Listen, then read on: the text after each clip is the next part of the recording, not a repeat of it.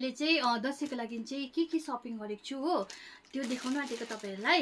अन्त कस्तो लाग्यो मेरो यो सपिङ लुगा हैन कमेन्ट गरिदिनुस् होला। अन्त मेरो भिडियो राम्रो लाग्यो भने लाइक कमेन्ट गरिदिनुस् होला। अन्त मैले दसैँको लागि चाहिँ के किने भन्दाखेरि चाहिँ साथीहरु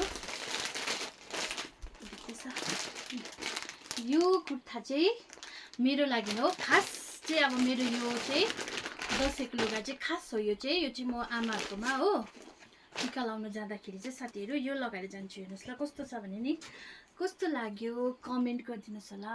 अलिकति त एउटा टल्क्यो यस्तो छ कि कस्तो राम्रै देखिन टल्केर भिडियोमा त। खासै चाहिँ अब यस्तो छ हेर्नुस् न यस्तो छ हो।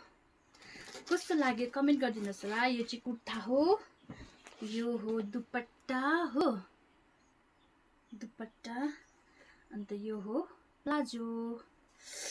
अन्त यो चाहिँ साथीहरु मेरो छोराको हो।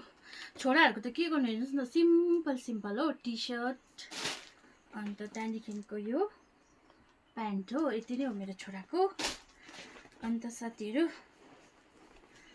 अर्को छ यो चाहिँ मैले यतिकै लाउनुको लागि यो वाला उयो किनेको यो वाला लाउने हो। त्यहाँदेखिको यो पनि किनेको मैले यो पनि किनेको। कस्तो लाग्यो यो पनि रहेछ राम्रो रहेछ लुगा चाहिँ राम्रो देखिन हौ यहाँनिर उयो भएर टल्केर खिर्कीले गर्दाखेरि। अन्त यो पनि किनेको कुर्ती। अन्त यो चाहिँ मेरो बहिनीको लागि। कस्तो लाग्यो साथीहरु कमेन्ट गरिदिनुस् होला। खास चाहिँ मेरो दसैँको लुगा चाहिँ हो साथीहरु एकदमै राम्रोसँगले देखाउनु मन परेको थियो तपाईहरुलाई। तर टल्केर चाहिँ नि राम्रै देख्नु सकेन हौ। यो चाहिँ मलाई मन पर्यो हो। पहिलाको पनि मेरो यस्तै छ तर यो भन्दा अलिकति डिफरेन्ट अलिकति यस्तो छ हो। कस्तो लाग्यो कमेन्ट गरिदिनुस् होला। Bye bye everyone.